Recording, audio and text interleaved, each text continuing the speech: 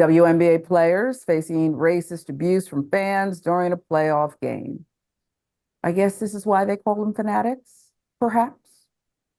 Give you the details. According to The Guardian, Indiana Fever's defeat to the Connecticut Sun in the WNBA playoffs was marred as representatives from both teams, as well as the league, stepped in to condemn racist abuse surrounding the game. Fever star Caitlin Clark has become one of the most high-profile sports stars in the United States during her rookie season. That has led to a significant amount of racist, sexist, homophobic comments online from people purporting to defend Clark, who is white, in a league where the majority of the players are Black and many are gay. Ooh.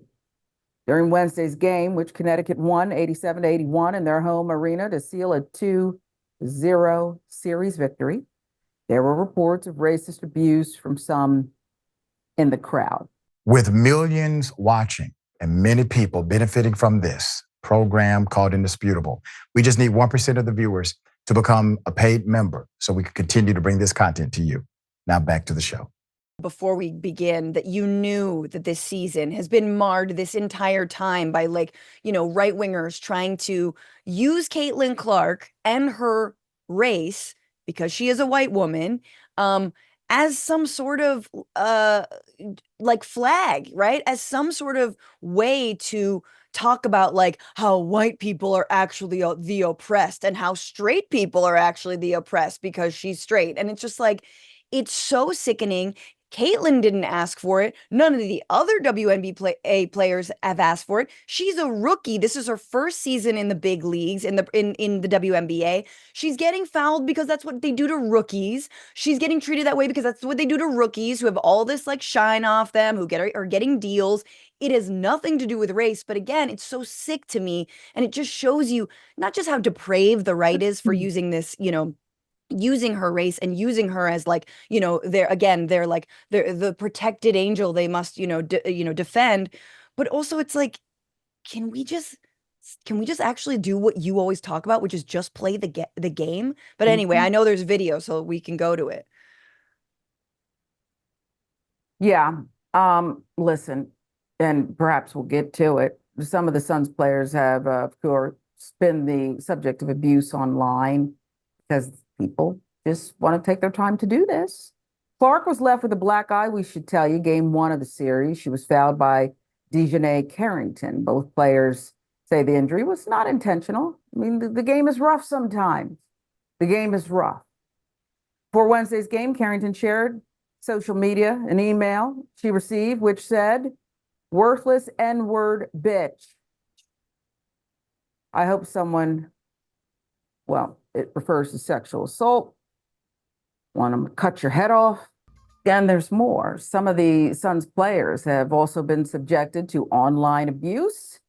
Clark was left with a black eye game one of the series after a foul by Dejanay Carrington. Both players say the injury was unintentional. It's a game. These things happen. Before Wednesday's game, Carrington shared on social media an email she received, which said, quote, "Worthless N-word B. I hope someone sexually assaults you and cuts your head off." Carrington also posted on X last month that the Fever have the nastiest fans in the WNBA. Ew. Look at this. Can't make it up. Sent to my email. Says y'all need Jesus. Professor and renowned activist Dr. Chandra Prescott Weinstein, who attended the game, posted on Twitter, "I had the misfortune of sharing a row with Lady Misogynoir at tonight's Connecticut Sun game.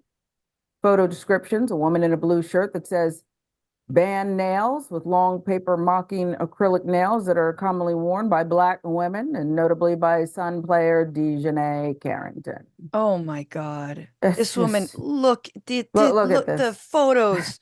Yeah, show that next photo if you got it. Yeah, Look at this. I mean, come on. What are you doing? She's there. If you, I don't know if you guys are listening as a podcast, she basically just has cartoonish witch nails on, and she took time with her racism and bigotry. This is insane. How can you be a fan of anything and do something like this? This is, I mean, and again, you know what it reminds me of? Because I love soccer, or football as it's probably called. It reminds me of like when people would throw bananas on the Hmm. field if there was a black player that came on. Like that level of, oh, you like went out and Hmm. bought bananas to be Hmm. racist. Like you did paper mache to be racist. What do you like the WNBA? Like, what do you, I don't know. I'm not enough of a sports fan to know. I think that obviously racial tensions and racism rears its head a lot in sports, especially when the sports are predominantly played by Black athletes. And obviously the owners and, coaches are often not, although not always.